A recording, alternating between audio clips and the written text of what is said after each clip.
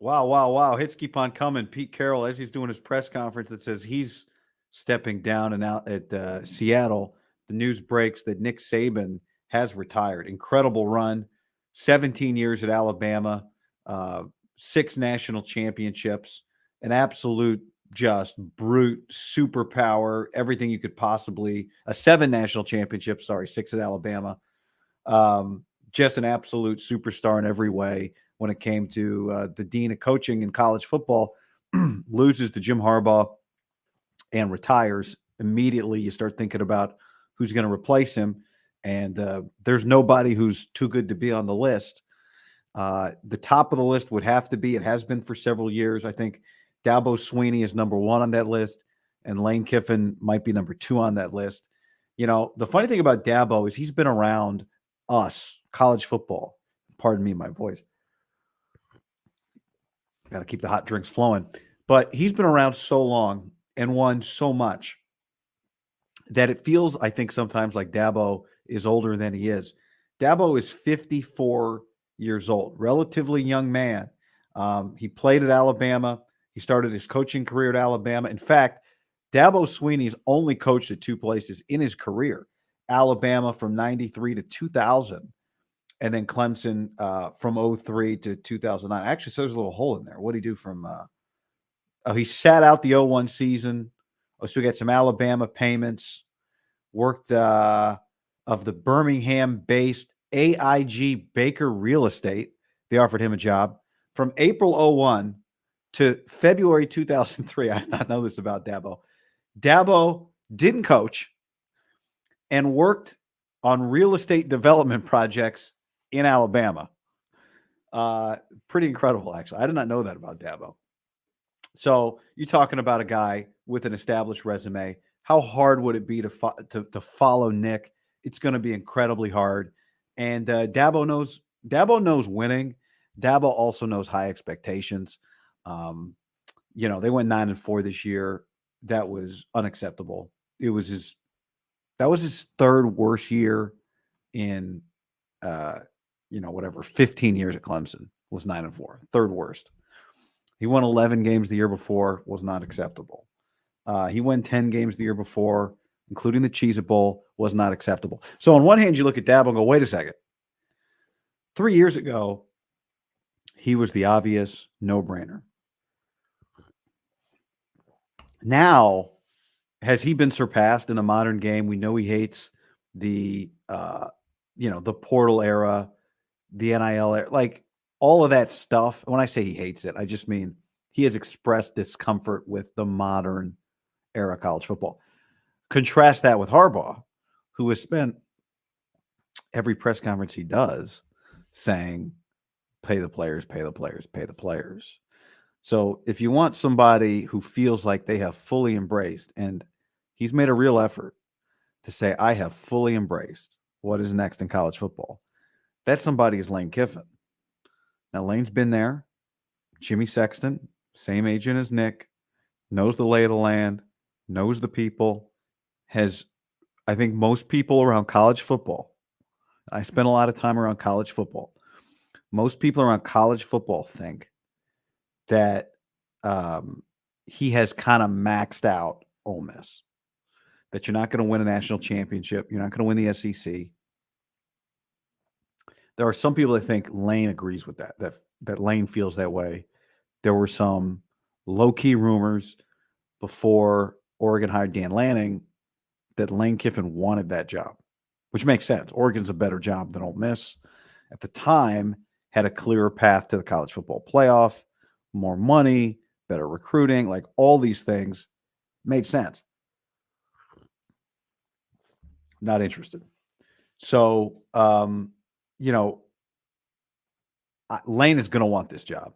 And Lane feels like the most modern pick. But I mentioned another guy, Dan Lanning. I think I've been told earlier this season, when there were rumors about Lanning for some other jobs, that Dan Lanning is leaving for Georgia, and then you'd have to leave for Alabama, Oregon. And Dan Lanning, I would think would be on the list of like, let's vet this candidate. The thing is, he's so much. Even I'm a pro Lanning guy, like a big Lanning guy. He's just less proven than Lane, and he's certainly way less proven than Dabo. And I think Dabo, in many ways, even though there's so much going on right now that has not gone well for Clemson, I think he's pretty safe because I think it's really hard to follow Saban. And I think the one thing with Dabo is his floor would be pretty damn high. Now, his ceiling, I don't want to talk about him like he's not a national championship winner. He is. But his ceiling would also be very high. It feels like Lane right now, this second, would have a higher ceiling, I think, at Alabama. I know that sounds crazy, but just based on like the way everything has shifted the last few years, Lane is all in. He is shoulders deep in that. Dabo's been pretty resistant to it. And so I think the good news for Alabama is they'd have a really good sense of Lane. Like, would he be right here? It'd be a complete departure from the type of coach they've had, the way that Saban has, played everything so close to the vest. Now here's Lane out here tweeting like a YouTuber, really leaning in, and maybe that is just exactly what he needs, what they need. We're going to a 12-team playoff. It's going to be a lot harder to just monopolize the top of college football. The whole game's changing, and Lane has been all in on kind of helping that game change. As for Saban, he still had it. Like, he still had his fastball. They went 12-2 this year with a shot to go to the national championship and be 13-1 going to the title game. Like, this close to going to the title game. Now, I do think Washington would have beat Alabama, but I don't know. Maybe they wouldn't have. But that's what I think. My point isn't saying that. It's just I don't think Saban almost won the national championship. Losing in the CFP semis is not almost winning the championship. Just like, well, TCU really didn't almost win the championship last year, but they were in the title game. So Nick goes out just flaming hot. I mean, I'm going to read you Alabama's win totals going backwards. 12, 11, 13, 13, 11, 14, 13, 14, 14, 12, 11, 13, 12, 10, 14, 12. On fire. And to me, he could have kept going. I wonder, it'll be interesting to see what kind of money is out there. ESPN feels like a perfect fit. Maybe Fox would be interested. Saban's been on TV with ESPN a lot over the years, and I think has done a pretty good job. Clearly enjoys it. Belichick, would he consult with Bill on Bill's next NFL job? These are two guys that work together. Saban had the brief trip into the NFL in Miami, and obviously that did not go well for him. But we're about to have Saban and Belichick. It feels like Belichick. That hasn't happened yet.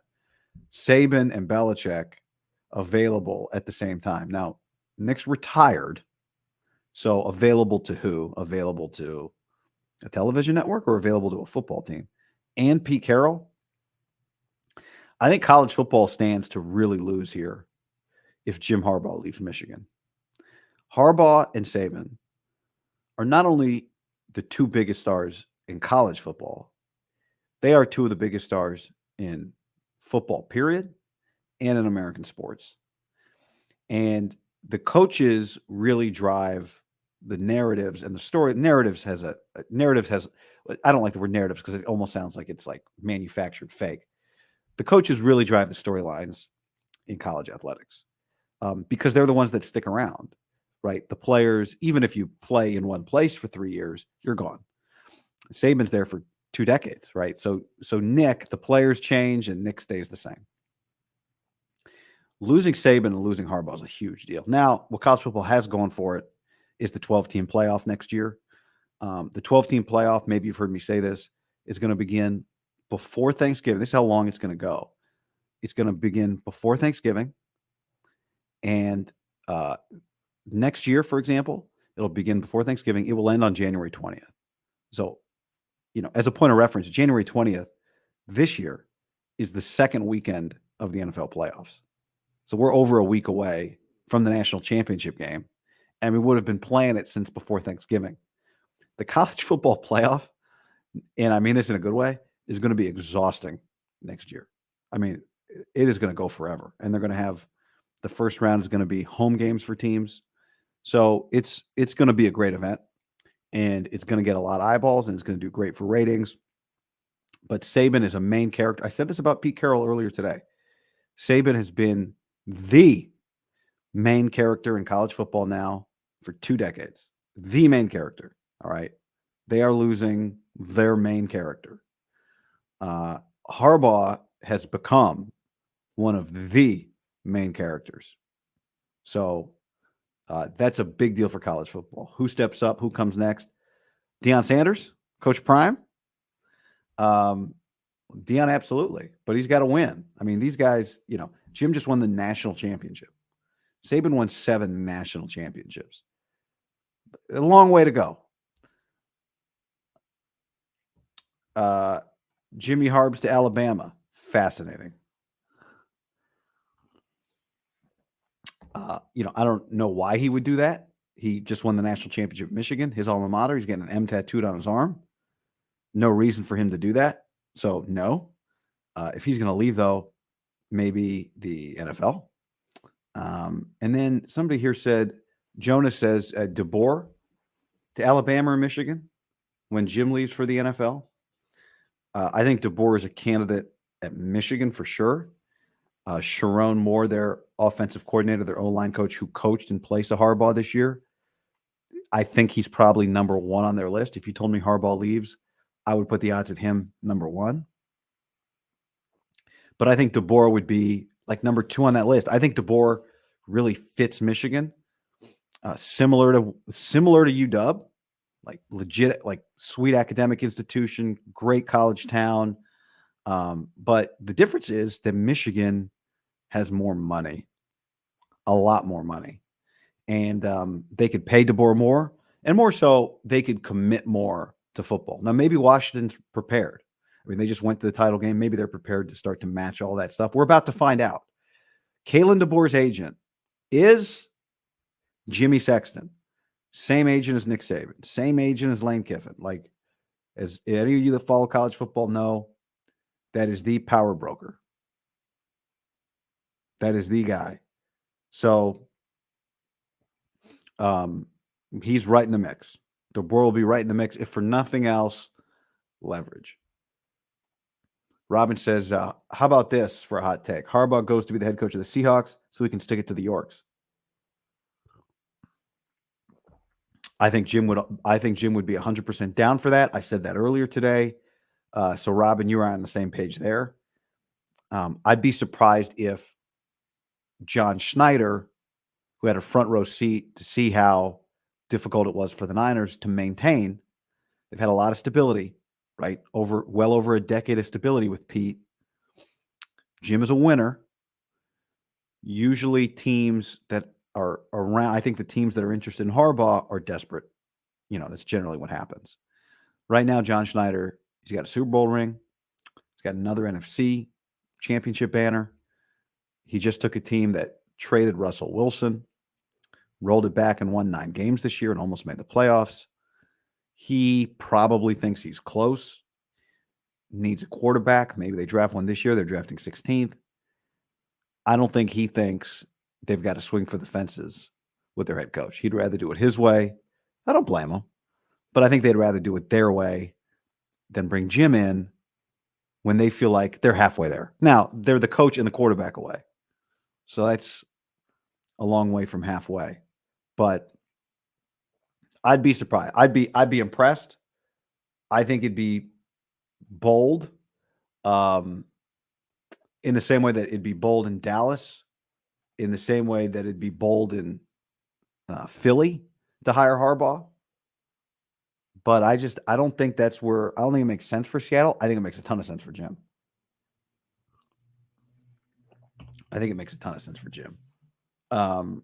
Michael says you can't fire the old guard, then hire a remnant of it. No way Quinn goes to Seattle. That's a good take there.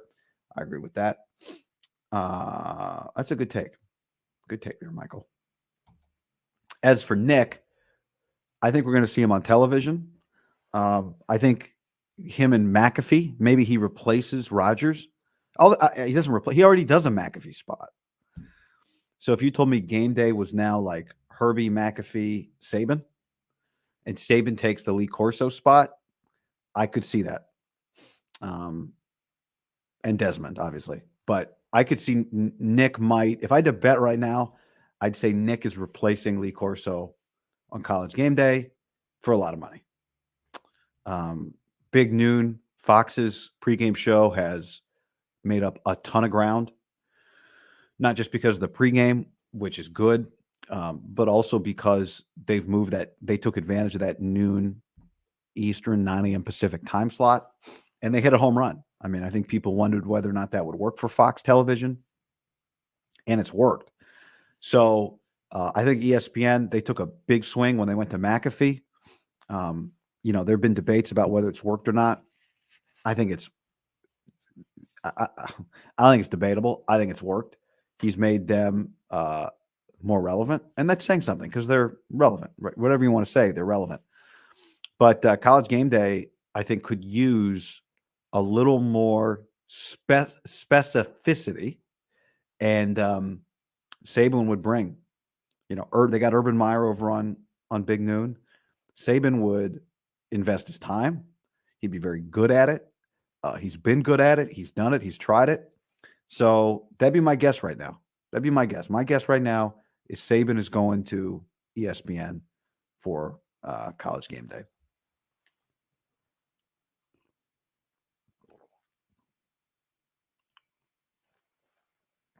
Fox is pretty good at sports. I've been lucky to work with them. And they do. I think I love the way, especially football looks. You're not going to be able to do it. I wish we'd had this guy. I hadn't thought of it.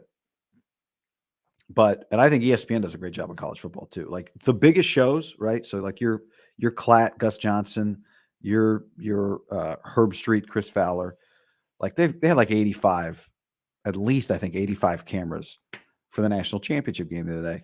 But one thing you notice that's different, and I honestly don't know that one is better or worse, but they're just different. If you listen to the crowd noise on an ESPN broadcast, and maybe you noticed it during the national championship game, it seems to me that it's just a little more there's a little more compression on that audio. Fox really lets you hear that crowd noise. Congrats to Saban on a wonderful career. Yeah, a Tito's toast to Nick Saban on a hell of a run. And he could have kept going. That is the crazy part. He could have kept going. But, maybe it's maybe he had enough of the portal. Maybe it was just time. Maybe he wants to hand it over at a time when the program is still up.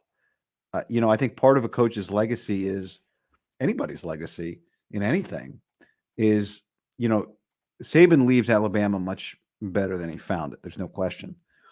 Does he leave Alabama in position to continue going strong? I think the answer to that is yes, right? Like you don't want to leave something after a 7-win season and then the next guy's got to rebuild it. You want to get some of the credit for what comes next. And, Saban will. The Saban era was not just a success for Alabama as an athletics department. It was a success for Alabama as an institution. Applications skyrocketed, tuition, enrollment, all of those things through the roof. I think this quote's been attributed to different people, but the first person I ever heard say it was Pat Hill, who's the coach of the Fresno State Bulldogs, my alma mater, when I was there. And he would say that football is the front porch of the institution. Football is the front porch of the school. There's so much built behind it that matters, but football is what can bring people in. It's the first thing they may see of a program. And obviously Alabama had greatness, and Alabama's a major institution. But Saban took it to another level. I remember if you go back a decade, another decade, people from your high school, let's say, if you graduated 20 years ago, or maybe even 15 years ago, if they were leaving the state, for me at least, they go to Oregon. A lot of California kids go to Oregon, go to Colorado. A lot of people go to Colorado, but they were not going to SEC schools. Now I think you look at, and for those of you that maybe you are of college age or just out of college, or maybe you've got a kid that's in college, I hear a lot more about kids going to SEC schools. I want to go to football, not to play football, just students. Like I want to go to Alabama. I want to go to Georgia. I don't hear as much about Clemson, but I definitely hear about those. That's an ACC school. I definitely hear about those. Someone just had a good comment here that I want to get to. Yeah, this is, Melly, it says ESPN is full SEC, no more Big Ten. Now, Saban could analyze the Big Ten or whatever league, but there's a good point too. Full on SEC, and he'd even fit in better. So I'm sticking with that prediction. That I'm sticking with that prediction. That's where he goes. Crazy day. Pete Carroll, now Nick Saban. This is a crazy day. Mr. Joe says Harbaugh goes to the Chargers. He's coming in second. Face Patrick Mahomes twice a year. Mahomes is light year better than Herbert. I'm not so sure about that. I mean, yes, the Chiefs would keep winning divisions, but I think the Chargers would get them. I think they'd get a few.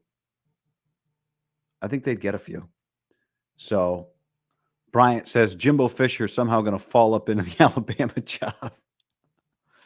That's good. All right. That was breaking news. Got to run. Thanks for all of you for jumping in on short notice. I will be back if my voice allows. Thursday morning, I'm going to do a stream Thursday morning, probably early, like 8 Pacific, something like that, if that's early for you, 8:30 maybe. But I got to go protect the voice now. All right. Thanks for hanging. Hey, hit that like button. Subscribe to the channel. That helps a lot. When you hit the like button, YouTube suggests the video to more people, and that really helps out the video, but more so it really helps out the channel. When you do that, you get more subscribers, you get more views, and that makes you a sponsor, just like Tito's Handmade Vodka. Thanks to Tito's Handmade Vodka, Tito's Toast, to Nick Saban. All right, everybody, later.